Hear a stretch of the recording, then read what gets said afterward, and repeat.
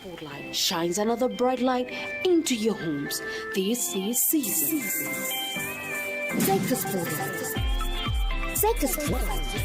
By beaming into various sectors that are impactful to our growth as a nation, From energy, mining, transport, construction, agriculture, entertainment, banking, and health. make it that as we bring you insightful and meaningful conversations. To spark your attention. Sector Spotlight shines another bright light into your homes this season. Sector Spotlight. Sector Spotlight. By beaming into various sectors that are impactful to our growth. Good morning, Zambia. Good morning or afternoon, the world, wherever it is that you're watching us from. It's good to know that you have chosen Light TV at this particular time, and it is a Sector Spotlight, Spotlight program where we showcase different sectors of life in Zambia and the world at large. And you obviously know that this has been a busy week in that there's a lot happening for Zambia, in that we actually commemorating the Labor Week, where employees get together to make sure that it is a success. And so within this week was the KK Day that fell on Tuesday. That was the 28th of April, where we remembered the works of Dr. Kenneth Kaunda.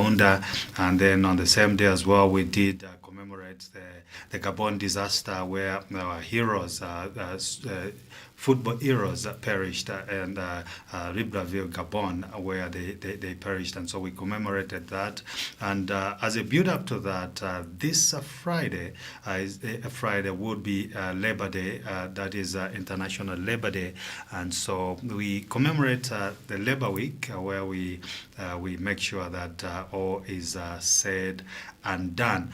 I'm your host. My name is Martin Lutuna, to take you through on this program. And so even as Zambia commemorates Labor Day, we take time to reflect on the value of work, the dignity of labor, and the importance of creating safe, fair, and productive workplaces for all. And so this year's Labor Day theme is decent work, strong economy, the future of labor in Zambia. It is a timely reminder that sustainable economic growth begins with protecting workers, strengthening employer-employee relations, and investing in skills development for the future. Today we're privileged to be joined by distinguished guests who will help us unpack these important issues, as it were. And so joining us on set is Dr. Humphrey Monde, who is President of the United Federation of Employers in Zambia, UFEZ. Dr. Monde, thank you so much for joining us. Welcome to Sector Spotlight. Thank you. Good morning, Mr. Rutuna, and good morning, viewers. Indeed. Thank you so much. It's good to have you joining us. And how are you preparing for this week as Labor? This week is a busy one. As you've seen, the preparations have been on course. And I know the Ministry of Labor is already on the ground in ensuring that this year's Labor Day is a success. And just after this interview, I'm equally taking off to Chinsali, where the commemoration of Labor Day, International Labor Day, will be held this year. Last year we were in Mansa, the other year we were in Solwezi, and this year Muchinga province is hosting. So this is something that is so tremendous. It's something that has never been happening in the past. But we've seen it that under President Hakainde Hichilema has decentralized Labor Day and other operations to the provinces, so that everyone participates and everyone has a share of the national cake. So for us, it's a great move. Wonderful. I must say you're doing a great work in terms of making sure that the Federation prospers, as it were. Now, from the time that you assumed office, how has been your stay in the position? Yeah, it has not been easy. You know, when you we just set up the federation in 2023. You may wish to know that there has just been one federation from 1960 something, after independence. So we had to see that there were quite a number of gaps. Employers were not fully represented, and that's how we teamed up as employers. Said, no, I think we need another labor center or another employers federation that will be able to look at the major interests that employers have. If you check around, you can just get statistics to say how many members does Zambia Federation of Employers have at present. You notice that there are less than 600. And we're talking of millions of companies that are registered. Go to PACRA, you'll be able to get the statistics. So you find that there has been mismatch in terms of representation. So our coming in was to bridge that gap so that we have other employers who are not represented by our other federation, our colleagues, that were able to come in and support and also help them. But again, where our federation is having a different approach in terms of what we give into our members. We're not just looking at us getting subscription fees or annual fees for members, but we're trying to look at what is it that we can do different, which will attract members to join the federation. Part of our engagement was to mobilize resources for members. We have what we call now an impact fund that we've set up specific for SMEs and also women in business. We're trying to empower women that are in business so they're also able to have access to financing. And we're also trying to look at the larger part, because there are big companies that would need larger resources.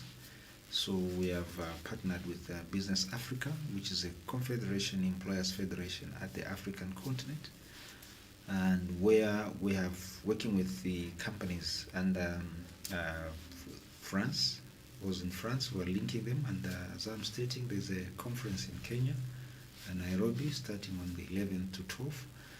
This is where the Business Africa has organized some financiers from France and Africa. We would want to have some linkages between France and Africa so that the financing is able to get to the federations of employers there, and then we trickles down now to our members. So I see your federation is has a global perspective as it is, because with that linkage that you're talking about France and Africa, then it means it's more than just Zambia, isn't it? No, it's more than just Zambia. No. Because I personally, I don't just represent Zambia at the global level. Okay. I represent Anglophone countries, which we have about 18 English-speaking countries in Africa under Business Africa, and I was one that was designated to look into affairs of the all region. the other countries. Well. So it's something that we're trying to drive, which will help Africa. What is your position in under a global perspective? I'm the regional focal point person for the Anglophone countries. Yeah, Okay. I'm the one that is representing all the Anglophone countries at that level. How do you balance between your representation in Zambia and also in the Anglophone countries? How do you manage? I do balance because here in Zambia, I'm executive president. Okay. I head the secretariat of the federation. At the same time, I have a full secretariat, which I have 2 executive secretaries that work with me. Then I also have a vice executive secretary. So in terms of the secretary, we have about 3 teams. There are 2 executive. There's 1 executive secretary in charge of administration. There's 1 in charge of the operations and organization. Then we have the vice executive secretary. Then other than that, we have the financial secretary there. So, and I head that secretary. So work is actually streamlined. You manage those. Okay. Yes, I have 2 vice presidents. Yeah. So within the vice So, president. so you are saying there isn't too much on your plate? No, it's not too much. It's not Yeah. too much because it's something that I'm able to manage. Help us understand, what is United Federation Employers Zambia? United Federation of Employers in Zambia is a premier employer federation. We are the umbrella or lead umbrella employer organization that is looking at the interests of employers in this country. We are the voice of employers' businesses. When you see what we are doing is that we are part of the tripartite consultative labor council, where you have government, employers, and the workers. So we have a voice on the TCOC. The TCOC is one other body that governs labor-related issues. Before a law is put in place or before it's taken to Parliament, we are the team that scrutinizes these laws. We give input and we give authorization that, okay, yes, this meets our standards and it can move further to the other process. So we play a very key role, and that voice, employers' voice, is very key to us. And that's the reason why we are also urging employers out there to join the federation so that they are fully represented. Dr. Monde, many times you hear that the plight of workers is what is so much, amplified in terms of the labor market. Yeah. And now your organization or your federation focuses on as an employer and whatnot. How did you think employers needed this voice? Employers needs a voice. The workers have... Though they are more advantaged than the employees. Employees or workers have trade unions that represents them. So there's a gap here. There's a gap.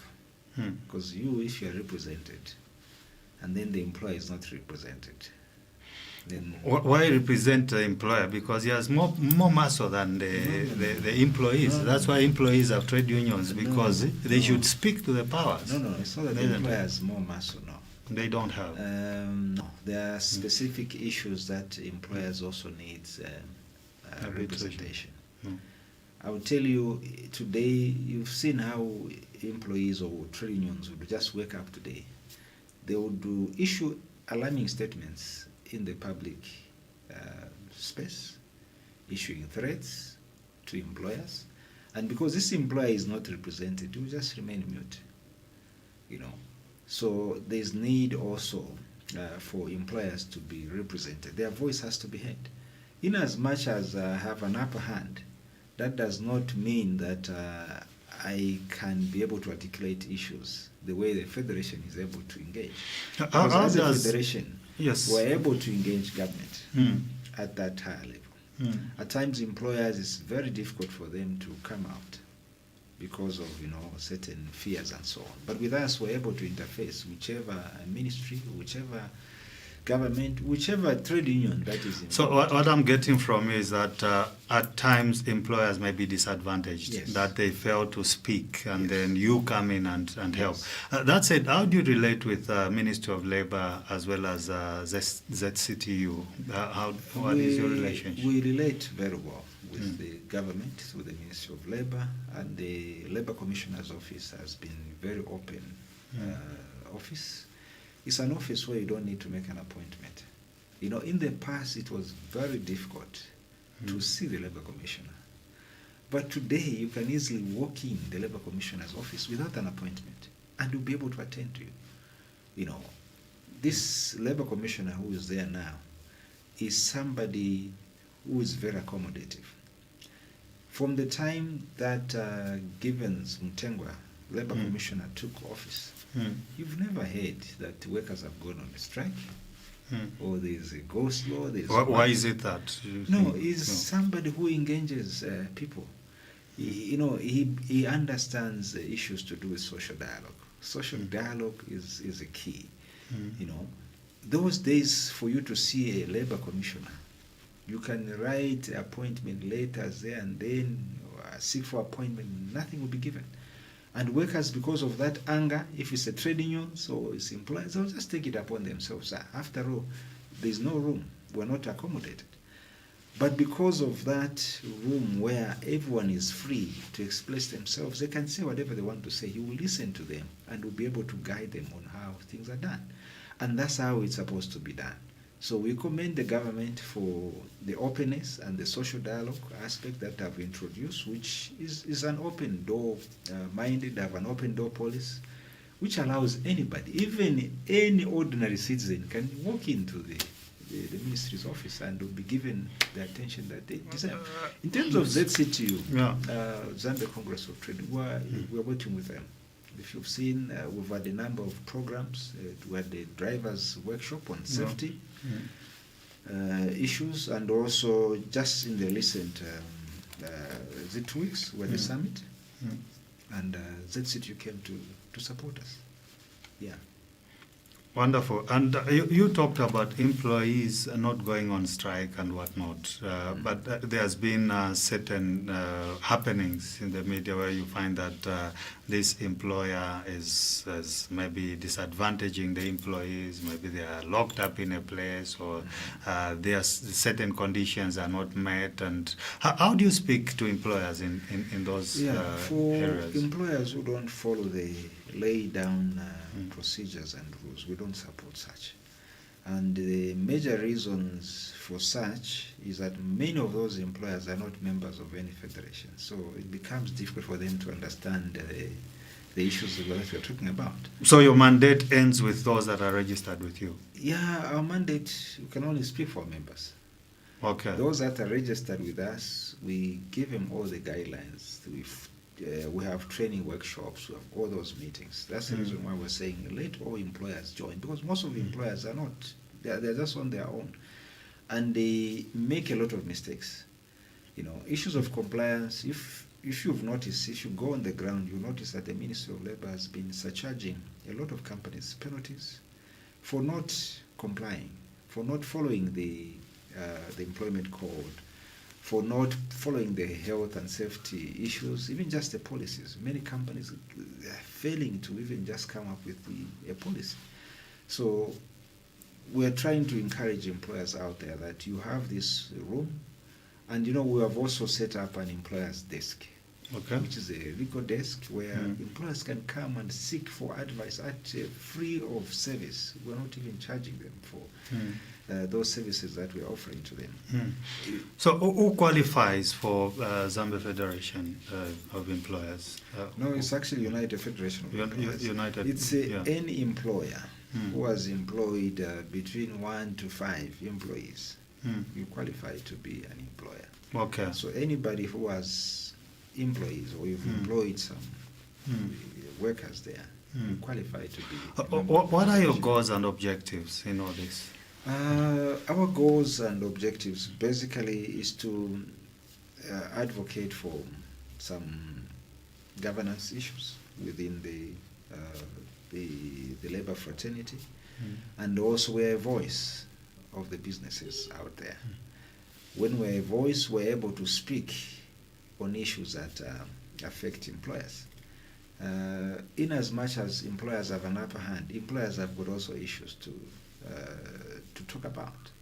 So like even on this Labor Day, as employers, we have a voice that we also want to air to the government and also to the social partners. There are serious concerns that we want to also to be addressed. Now we have the 24-hour economy. The 24-hour economy to be fully operationalized, there are key issues that we need to look at and put in place. Like now we're talking about issues of security, in as much as we have the markets open 24/7. Issues of security is a key.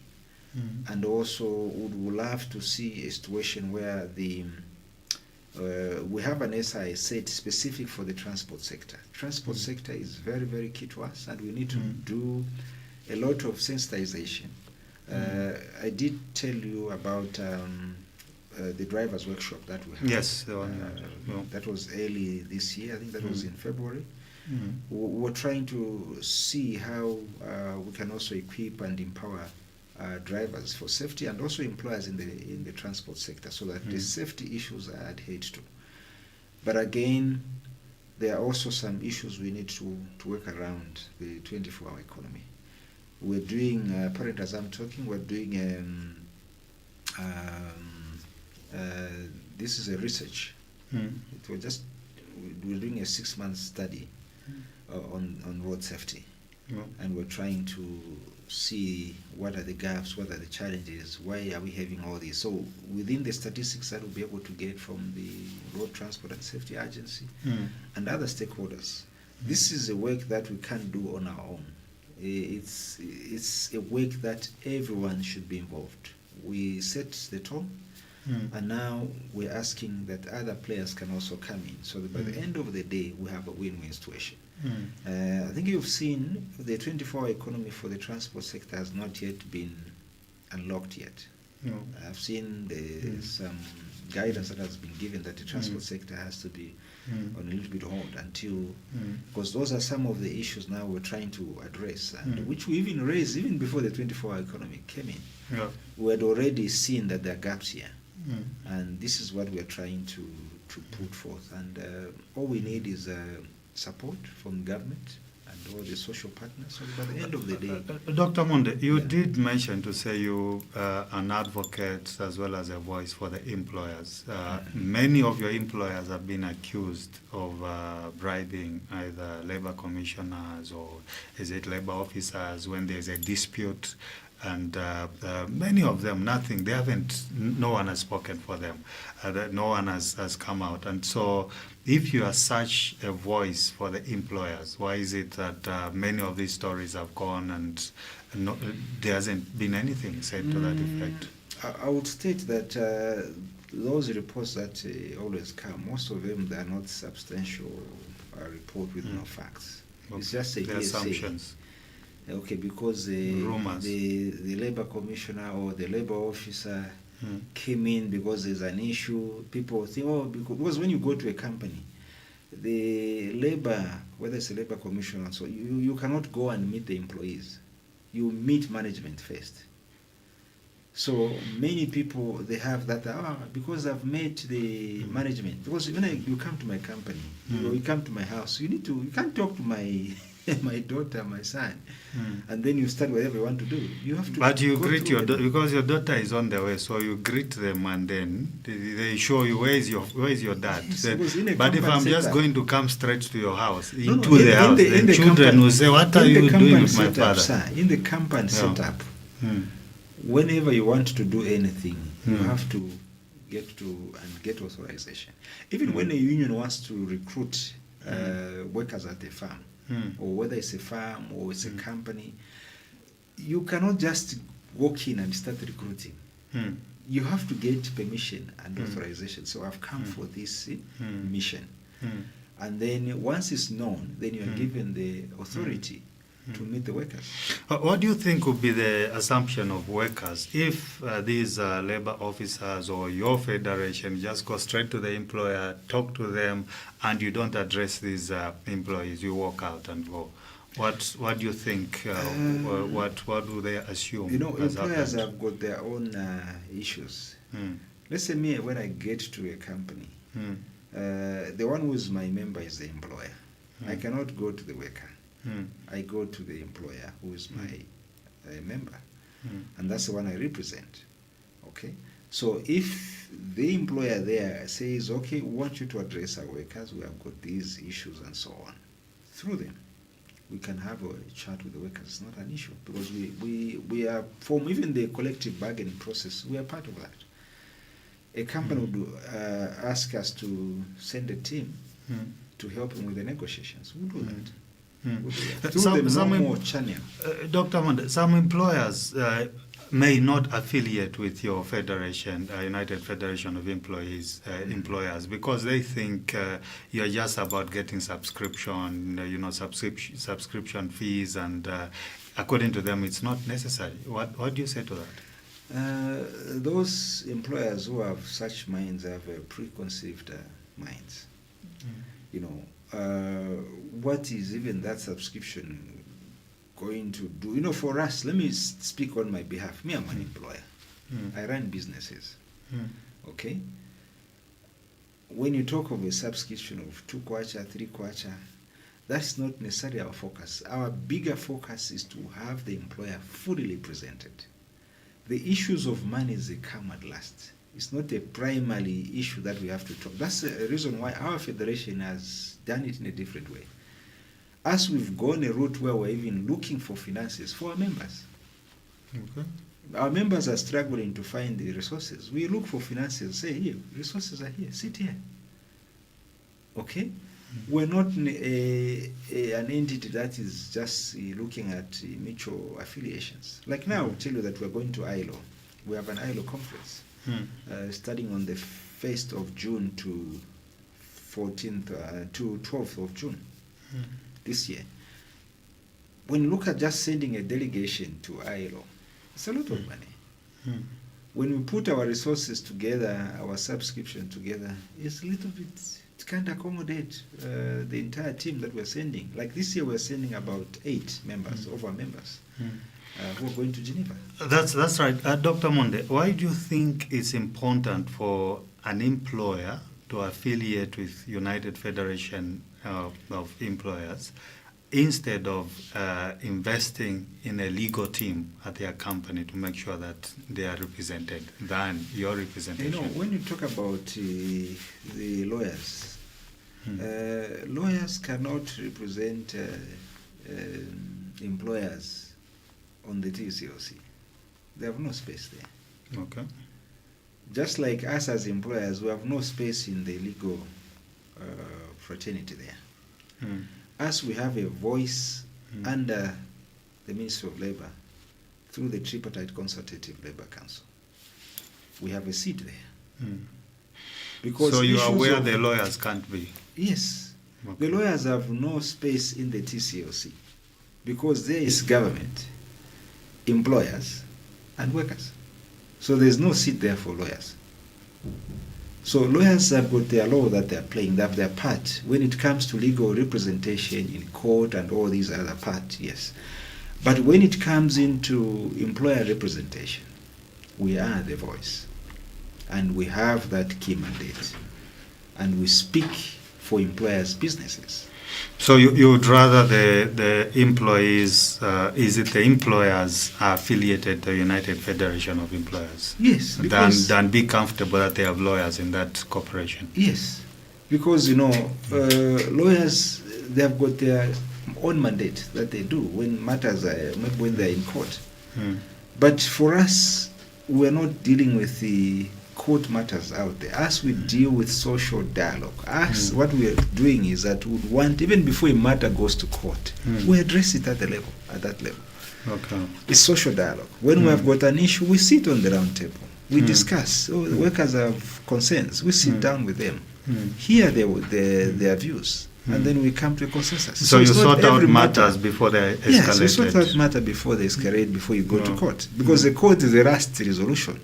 And for us, we don't even advise our members to go to court. We need to use the social dialogue component. Unless everything fails, then the last resort, that's when you can go to court. And one of your mantras as a labor, is a United Federation is justice for and whatnot. So when you talk about justice, who should be party to that?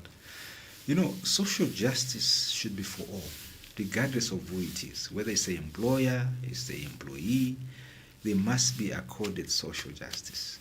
So everyone there has to be fully represented. That's why we also advocate that workers to join unions.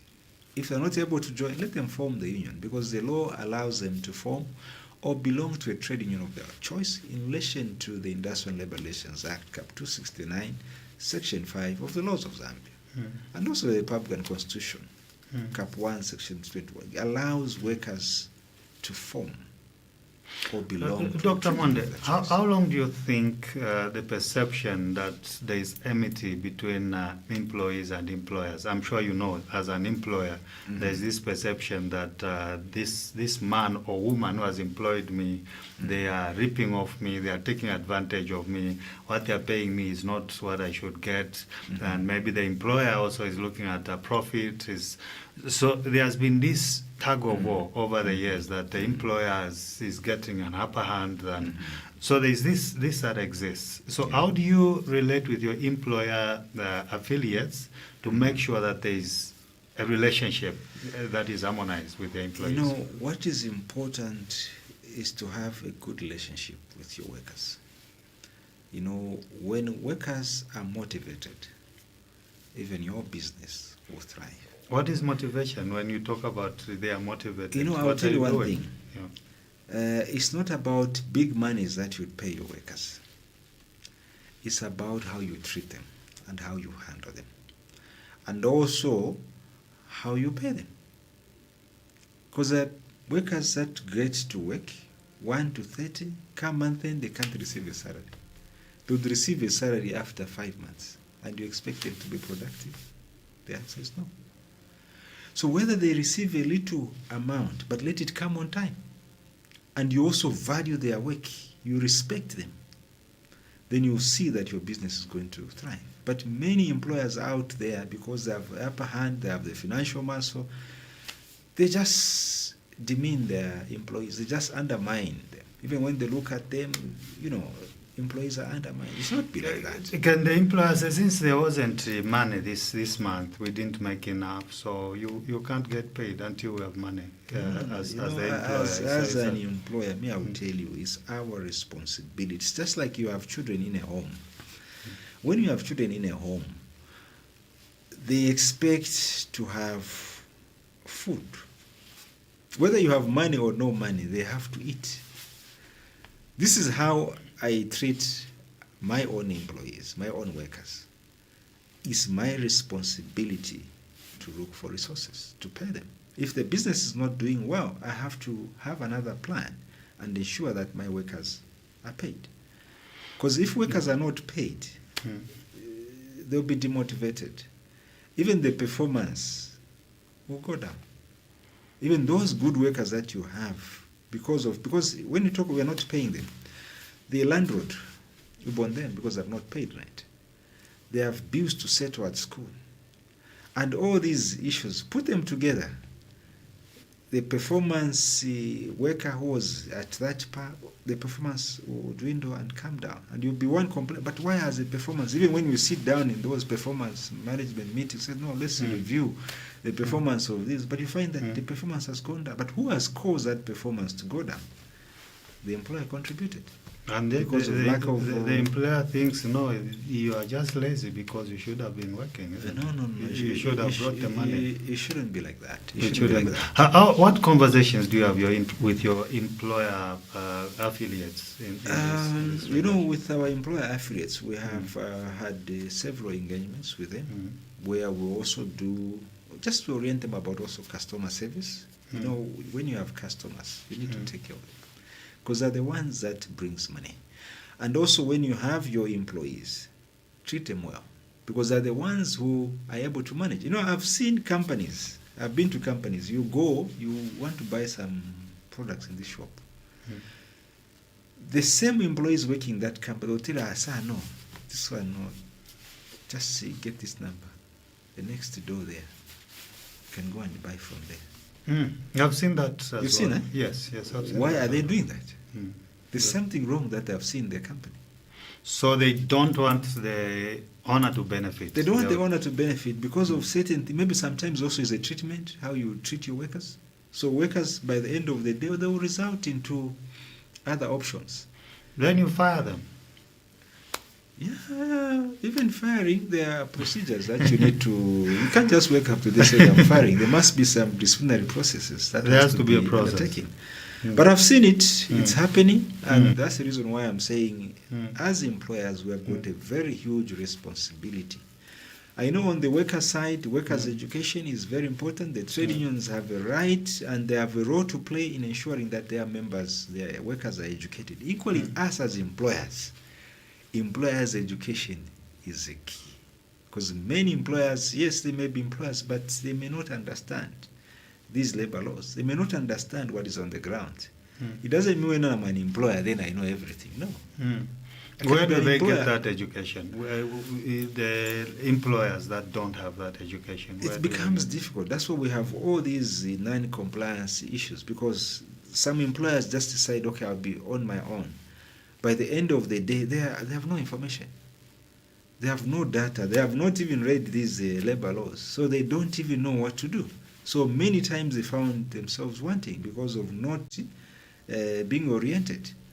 I'll tell you that at the point when employers or investors are coming to set up their businesses in Zambia, just at ZDA, this is where we're supposed to have a voice there.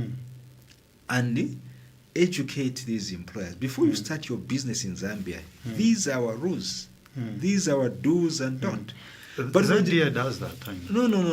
There's nothing like that. There's nothing. There isn't. No. You just get They your just your investment. certificates. Okay, you have how much you are investing so much billions or this. Then it ends is given a license. A license and to manage. The issues of them understanding the labor laws becomes a secondary issue. But it's not only for foreigners, even locals. That education is lacking. It's why lacking. There's conflict, isn't it? It's lacking. That's why we're saying, come and join the federations of employers. Okay. Whichever So federation you of choice that offer you those yes, we offer, lessons. we offer to those the just employers. for free. Okay. We don't So charge that them they get it. for such services. Dr. Monde, this week, like we're saying, you've been in Chinsali for the Labor Day commemoration. The theme, decent work and strong economy.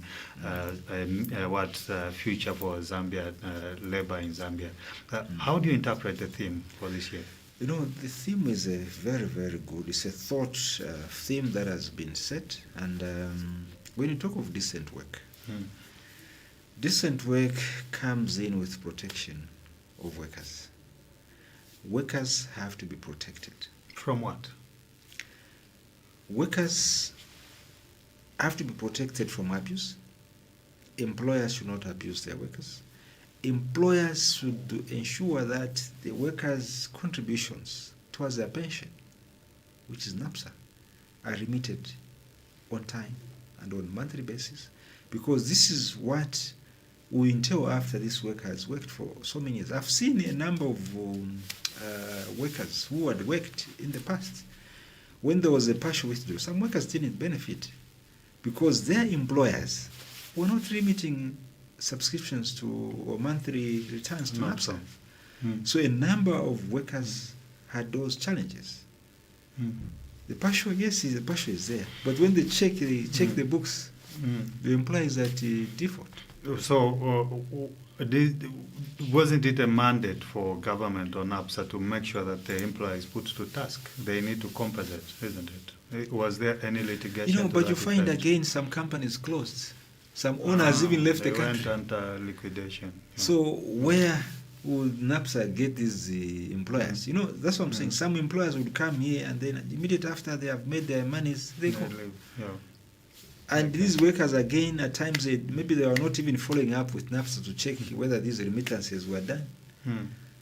They only realize when now, oh, there's a partial withdrawal there. Let me also try and get it. When they go there, they find there's nothing, and this employer has already left the country. And many, based on the business or the profits, profit margins, the employer would say, if this chunk goes to NAPSA, then we'll be losing out. They want to reinvest the money, and so the declaration is not as such. So no, you know, the NAPSA Act is very, very clear. It's actually punitive for an employer not to send returns to NAPSA. And I've seen what NAPSA are doing now. If they just see any late alert, even just 1 month, they will call you. We've seen a new remittance on. You did submit this form, but you didn't pay. Is there a problem? Why was this not done? So they are very, very alert because of what they have seen in the past. A lot of workers were vulnerable, and now, in terms of compliance, NAPSA is doing quite tremendous work. I've seen it even on my part. They would even reach out to me if there was an omission for any transaction or anything. They would say, no, but we have spotted this. What is happening? And then I also trickle down to the accounts office, say, hey, is there a challenge there?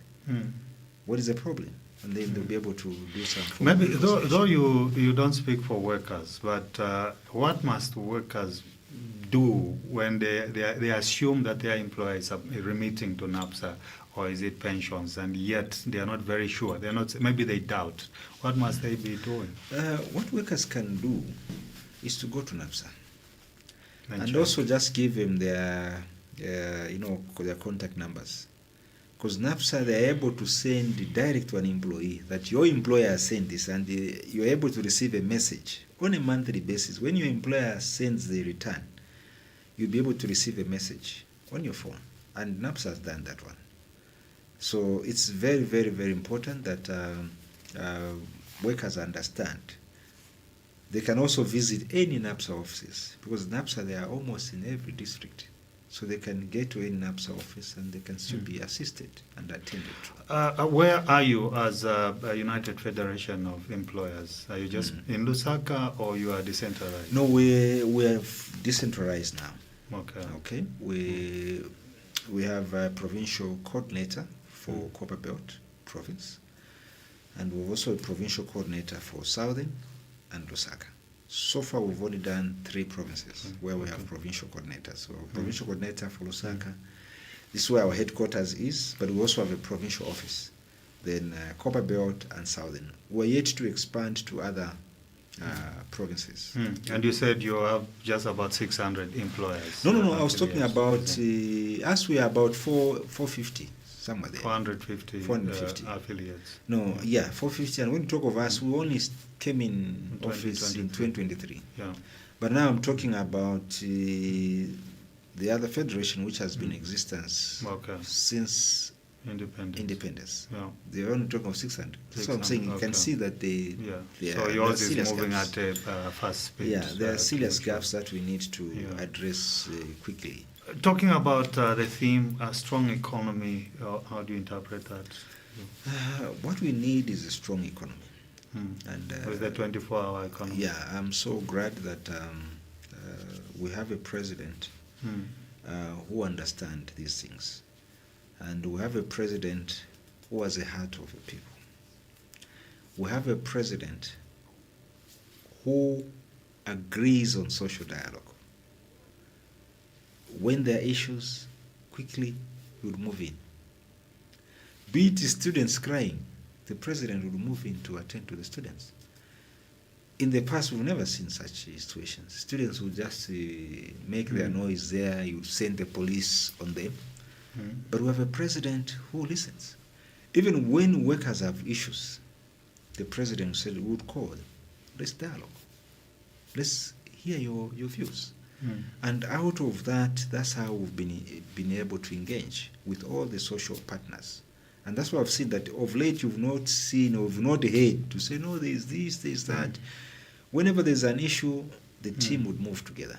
And using the social dialogue issues, we're able to resolve these issues. I'm not saying there are no issues in the labor fraternity. The issues will always be there. But it's the way how we manage these issues.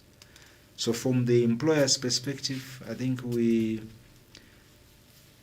appreciate what government has done. And when you talk of the 24-hour economy, we are one of the institutions that has been advocating for it. Because the 24-hour economy is going to help us create more jobs. You can have multitask jobs. You don't need to limit yourself to only one job. You can work here. At the same time, you are a media personnel. At the same time, you can work at another facility. I will tell you that in my institution where I operate, I have my colleague Alfred Chimba. He does some work with us. We pay him full-time job there. But we allow him also to do other things. Correct.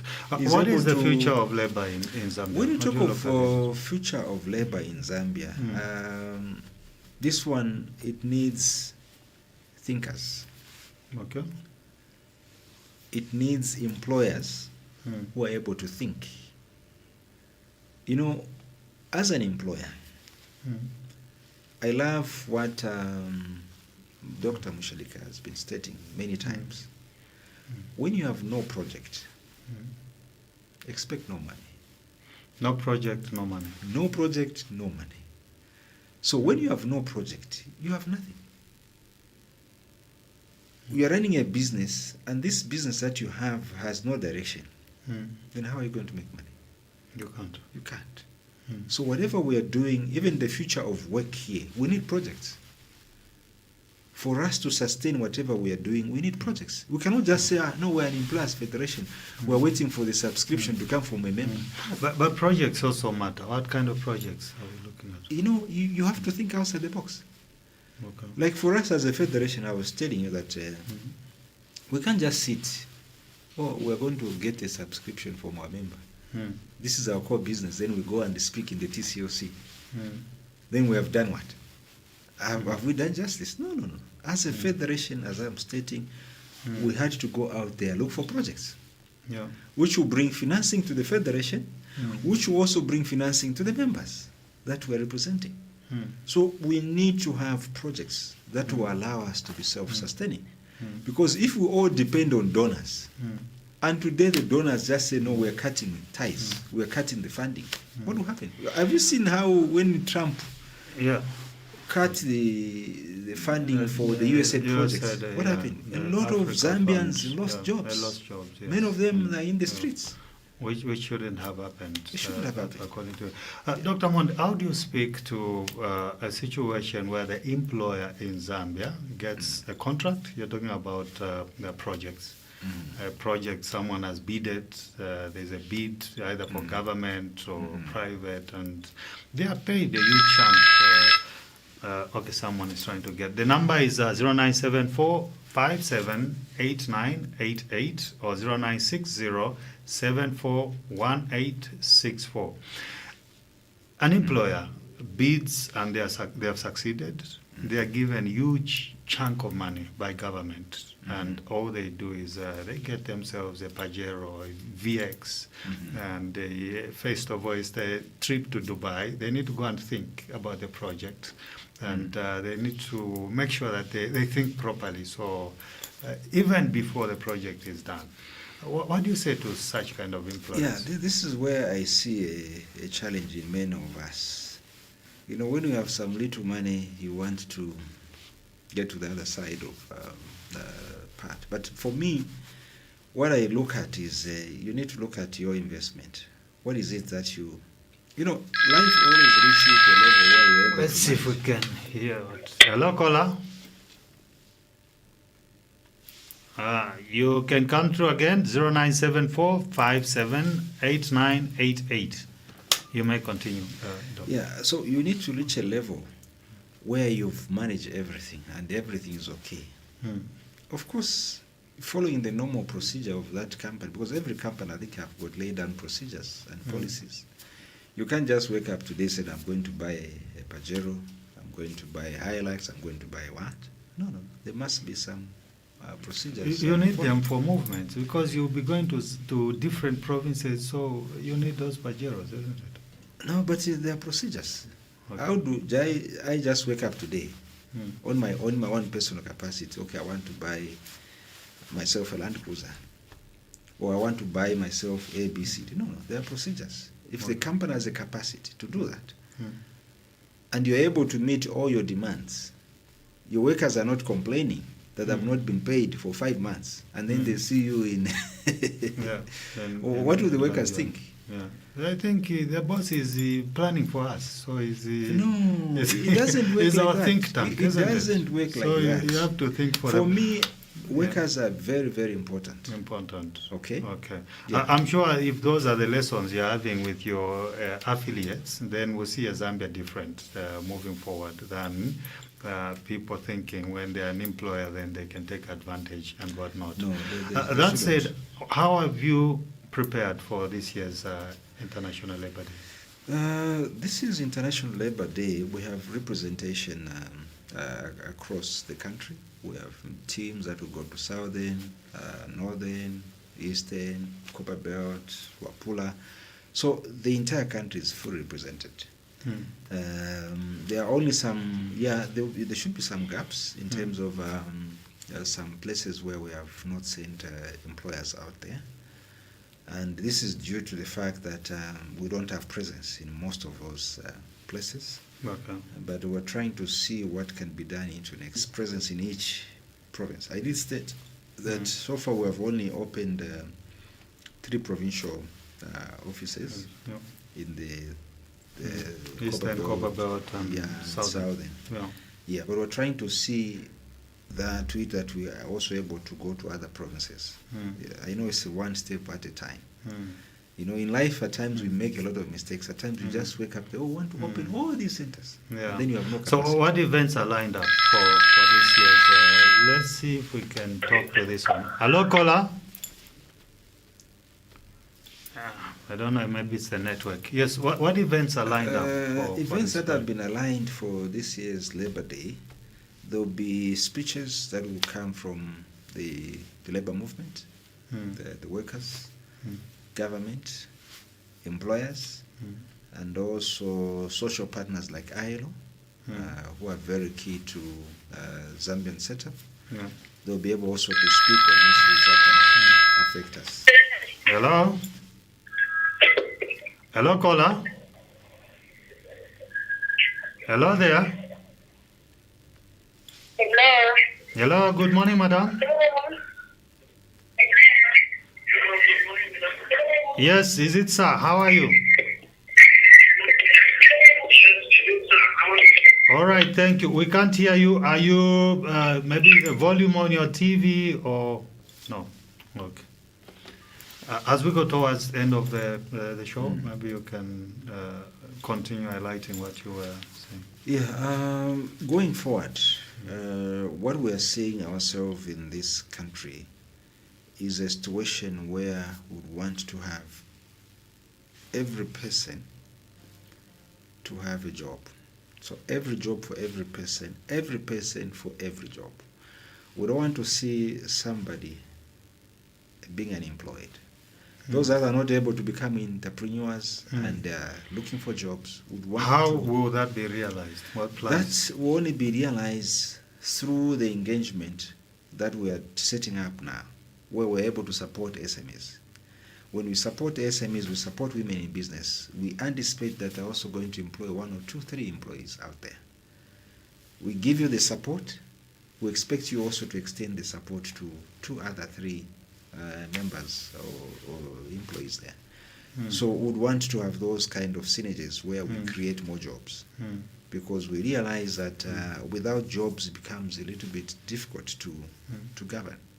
And many people will be just out there crying, want government. We don't want to leave it to government to create jobs. The private sector, we have a very big role to play.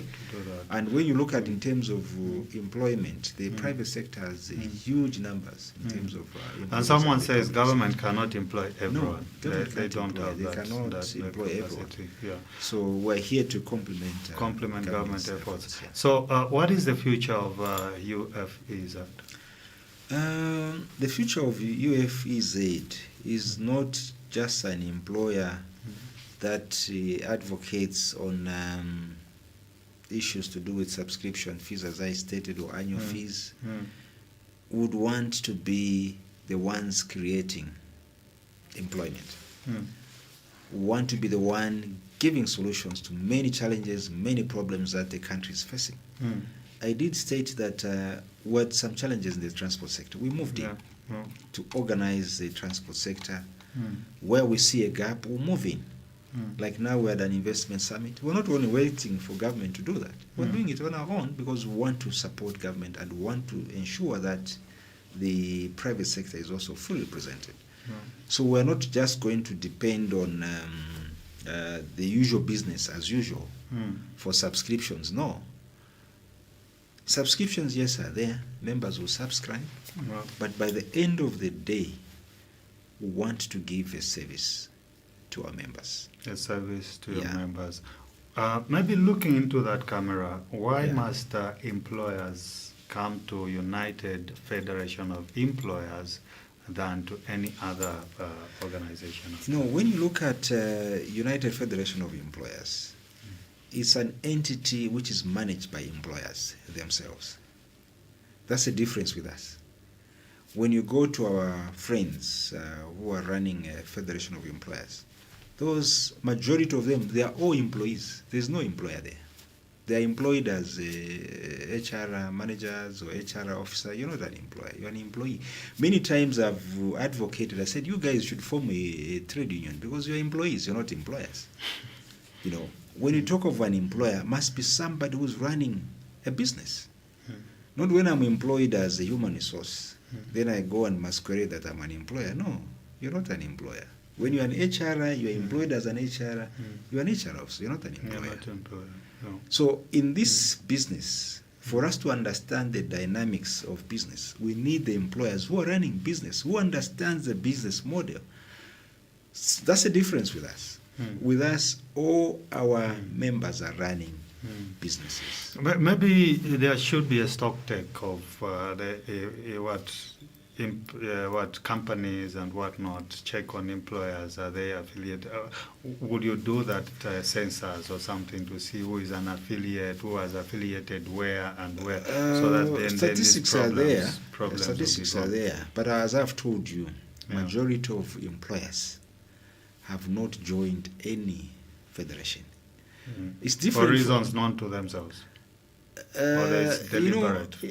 Employers, there's no law in this country that would compel you mandatory. They're not under obligation. Okay.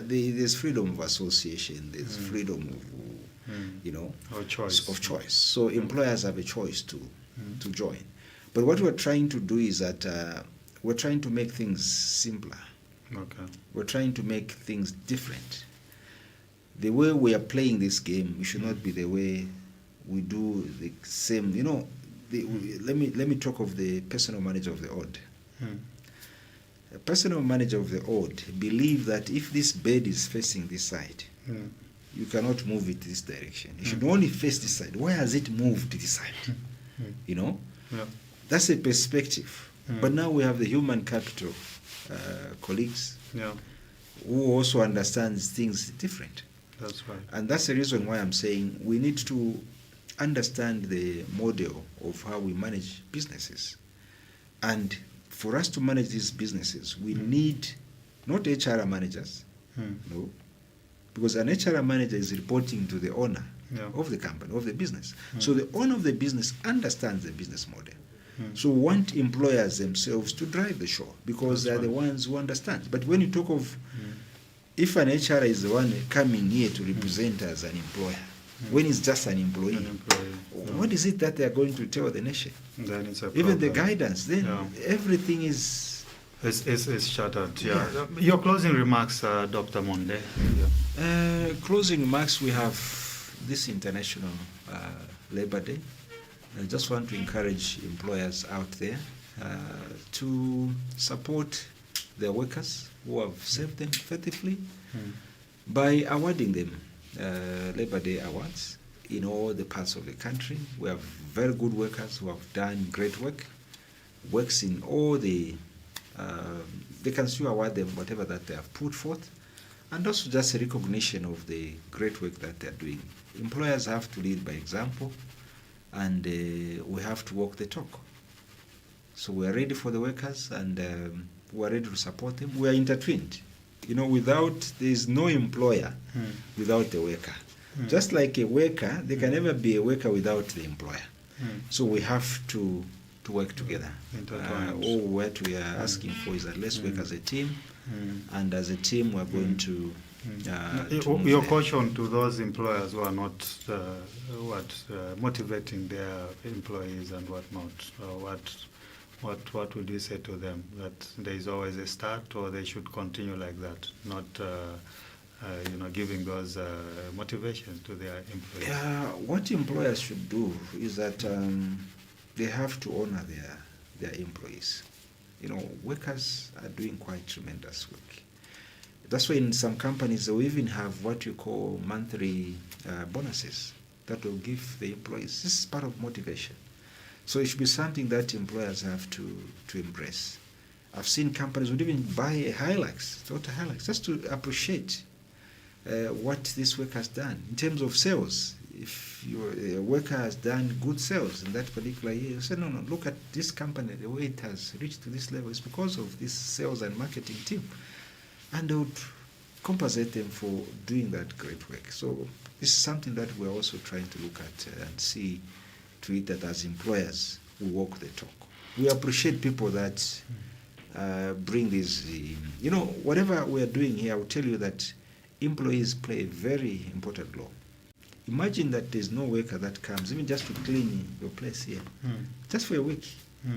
Even your home where you're coming from, your domestic worker, if your domestic worker says, I'm not going to work for 2 days, even this tie, sir, you won't be able to know where your tie is. Your shoe, you struggle even to where all these things.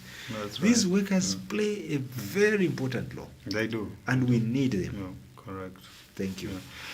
There you have it, dear viewers. We're chatting with Dr. Humphrey Monde, who is president of the United Federation of Employers in Zambia, and just helped us understand what it is about this year's labor commemoration, talking about decent work, a strong economy, and the future of labor in Zambia. And I'm sure you've benefited a lot from this conversation that I've had with him. And so all roads lead to Chinsali for the International Labor Day commemoration this year on the 1st of April, 1st of May, 2026. And so all we can say is all the best to the laborers, all the best to the employees.